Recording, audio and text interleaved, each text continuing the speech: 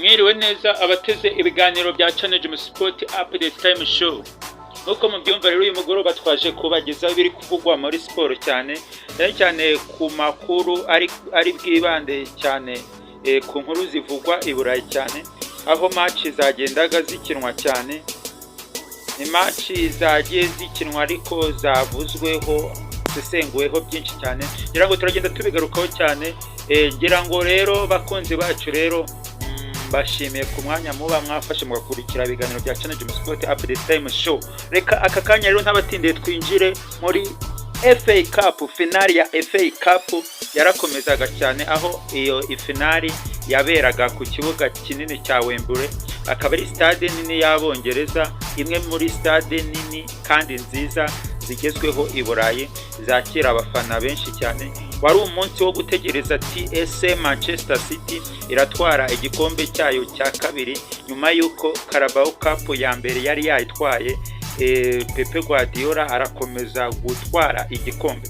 Yaje kurangira rero umutoza bita Pepe Guardiola atwaye igikombe cya kabiri cya FA Cup, acyambura ikipe ya Chelsea. Biri kuyibazwa ati ikipe ya Chelsea ko yirukanye umutoza biri gupfira he? Ikipe ya Chelsea icyerekezo cyayo kiri kugana he? Rero byaje kurangira ikipe ya Manchester City itsinze igitego, nubwo ikipe ya Chelsea yari yakomeje kwihagararaho cyane, ikomeza kwihagararaho. Umukinnyi bita Antoine Semenyo, nyuma y'uko Pepe Guardiola yaje kuba akora substitution, aza kuba asimbuza umukinnyi bita Shaki, Antoine Semenyo agiyemo n'umukinnyi bita Jeremy Doku bataka ikipe ya Chelsea. Bayatakana imbaraga cyane, biza kurangira ukwihagarara ku ikipe ya Chelsea itari iri gukina byinshi cyane. Nimba yari yarikanze ngo ni ikipe ya Manchester City n'ubundi byari biri gukina, biza kurangira n'ubundi ikipe yahabwaga amahirwe, ikipe ya Manchester City, nyuma y'uko Antoine Semenyo yinjiye mu rubuga asimbuye cyane, aza kuba aterekamo igitego ku munota wa 70.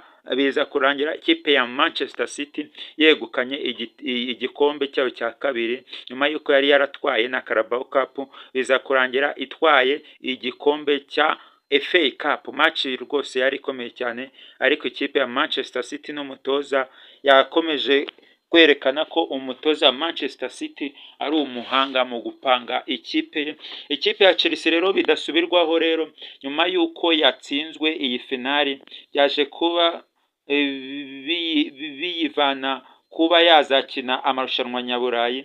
Ikipe ya Chelsea rwose izasigara ku rugo. Biragaragara ko nko mu marushanwa agaragara nk'irushanwa rya Europa, uyu mukino iyo iwutsinda cyane byari gutuma izamuka ikazakina irushanwa rya Europa League, ariko bitewe n'uko naho igeze ku mwanya wa 10 mu rutonde rwa shampiyona ya Premier League, biri kugaragara ko itazamenera mu makipe yakina Europa League. Na Conference biragoye cyane. Amahirwe byari kuyiha cyane nuko yari gutwara Europa, nuko yari gutsinda ikipe ya Manchester City ikaba yatwara FA kugira ngo izabone qualification yo kuzitabira amarushanwa ya Europa League. Ariko amahirwe yayo yaje kuba ayoyoka cyane, aho ikipe ya Chelsea izasigara mu rugo nk'uko bimeze cyane, nk'uko twagiye tubona ikipe ya Manchester United byari bimeze umwaka ushize. Manchester United yo imeze neza cyane, yagiye ikosora amakosa nyuma y'uko yabonye umutoza yo. Umukino yakinaga ino weekend yaje kuba yitwara neza, itsinda ikipe ya Nottingham Forest ibitego 3-2. Ikipe ya Chelsea rero byanga bikunda nyine igiye guhomba amasoko akomeye cyane bamamarizaga cyane, igiye guhombaho byebura 50%, kuko nk'ikipe itazakina imikino nyaburayi ikajya ikina irushanwa rya Premier League n'andi marushanwa ategurwa n'ishyirahamwe ry'Abongereza ari ryo Premier League. Ni ukuvuga ngo ikipe ya Chelsea bishyize mu gihombo gikomeye cyane, aho bigiye kugorana kabisa kuba yazaza mu ikipe zizakina amarushanwa nyaburayi. Rero muri kumva rero ni Santos Cliff rero nyine naje kubabwira weekend iyi finali icyo yasize ivuze cyane. Ikipe ya Manchester City rero nk'ikipe rero Pepe Guardiola igihe amaze muri Manchester City, ibikombe akomeje kubyirundaho cyane, kubera ko n'ino mikino isigaye biri kugaragara ko Arsenal ikoze amakosa akomeye cyane, ikipe ya Manchester City yanabatwara igikombe nubwo bigoranye, ariko match zose biba bigishoboka, nta kidashoboka cyane. Amakuru yacu rero agezweho rero bakunzi bacu rero, reka tubabwire ikipe ya Manchester United nayo yaje kwitwara neza, iratsinda umukino wayo, iza kwitwara neza cyane, mani imeze neza cyane, ubu ikaba iri ku mwanya wa kabiri.